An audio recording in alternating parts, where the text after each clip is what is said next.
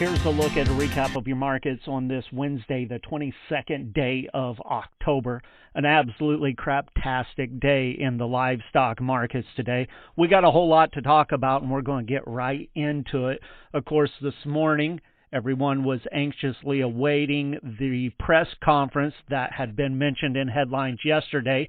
Most of the morning was absolute crickets, as it seemed that press conference turned out to be a roundtable discussion with several industry individuals, as well as Trump, Secretary Rollins, and perhaps even some legislators there.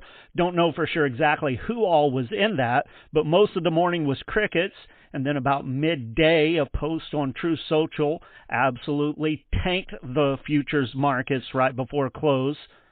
We waited till mid-afternoon, and then there was actually an official press release from USDA.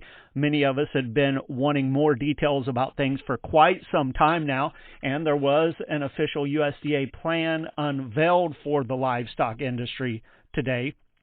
It may have led to making more questions than answers, but at least we were giving an outline of some kind of plan about what they are proposing to do. The plan was called the USDA Plan to Fortify the American Beef Industry, Strengthen Ranches, Rebuilding Capacity, and Lowering Costs for Consumers. Now, I'll put a link to this full plan so all of you can go look at it yourself in the comments here on this YouTube video, so you can see it in the description. Basically, that plan did discuss several different things, some of them already in play, just changing them up a bit, and then some new things as well. Some of the rumored things that we had heard about before had to do with grazing of Forest Service and BLM lands, and there was some talk of that in there, as well as several other things, some predator control, expanding capacity for some small producers and ranchers, some packing houses, some labeling issues, mostly all voluntary, but again, I will leave a link to that so everyone can go check it out themselves. And again, it might lead to more questions than answers, but at least we do finally have some kind of concrete details for something. Taking a look at the markets today, before we get into the futures, we'll take a look at what happened at some of the auction barns. The futures have just absolutely tanked, as I mentioned. We've been down limit on the feeders for 2 days in the last week now, and the cash had been just brushing most of these headlines and rumors off for quite a while, but after so long they just can't seem to do so anymore, and it is starting to weigh on some of the cash markets, with most of the auctions trending lower this week.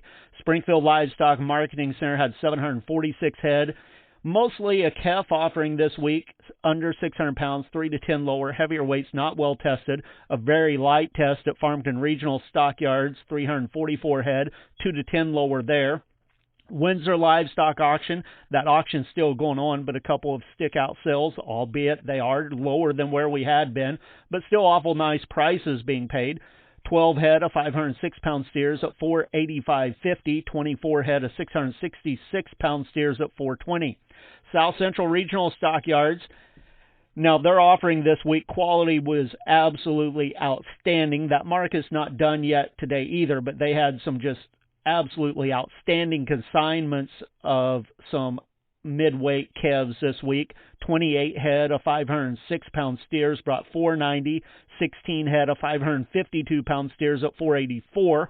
A couple drafts of replacement quality heifers, 19 head of 519-pound heifers sold at $438, and then another 19 head of 607-pound heifers, again tagged as replacements, at $406.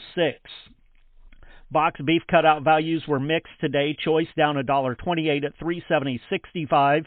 Select up $104 at $353.61.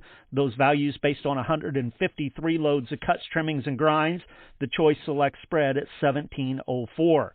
We did see a bit of feedlot trades start to develop in the north. Texas and Kansas still at a big goose egg for the week. Nebraska, 748 head, just very light volume there. Live sales mostly at 239, a few up to 240. Iowa reported 2,384 head. Live sales from 237 to 240, mostly 239 to 240. A small handful of dress sales at 372. Taking a look at those futures markets, On the Mercantile Exchange, live cattle for October, 239.05, down 462. December down 560 at 239.82. February 240.37, down 590. Feeder cattle, October down 785 at 365.07. All the rest of the months were down the $9.25 limit. Once again, November at 364.22, January 361.02. About the only reason that nearby October contract wasn't down the limit as well, as it still has to settle up in just a bit over a week with the CME Cash Feeder Cattle Index. That was setting at an even 372 today. So currently that October contract is $7 lower than the cash index. Since last Thursday, when we had the downturn on Friday there, feeder cattle contracts, neglecting that nearby October, they've been down like $16. Live cattle contracts, 8 to 9 lower in just a matter of 7 days. Lean hogs, they weren't spared today either. December down 87 cents at 82.40. February down 52, 85.22. April 89.75, down 25. Turning our attention to the grain markets, there was a bit of positive here today with some slight uptick. Corn at the elevators around the state 3 to 6 higher. Beans were 4 to 11 higher. Wheat up 3. Corn bids in the St. Louis region 441 to 443. Kansas City at 413. Soybean bids in the St. Louis region 1048 to 1054. Kansas City 984 to 999. Wheat bids in St. Louis 478 to 491. Kansas City at 478. On the Board of Trade, corn December 423 up 3 1/4. March at 435 3/4 up 2. May 443 1/2 up 1 3/4. Soybeans for November up 4, 1034 3/4. January 1050 up 1 1/2. March at 1063 up 1/4. The further out contracts into next planting season basically all fractionally lower. Wheat for December 3 1/2 higher, 503 3/4. March at 519 1/2 up 3, and May 530 1/4 up 2 1/2. Soybean meal for December up $3.10 a ton at $290 even. Soybean oil for December 50.07 a hundredweight, down 58 cents. With the Missouri Department of Agriculture, that's a recap of your markets for Wednesday. This is Tony Hancock.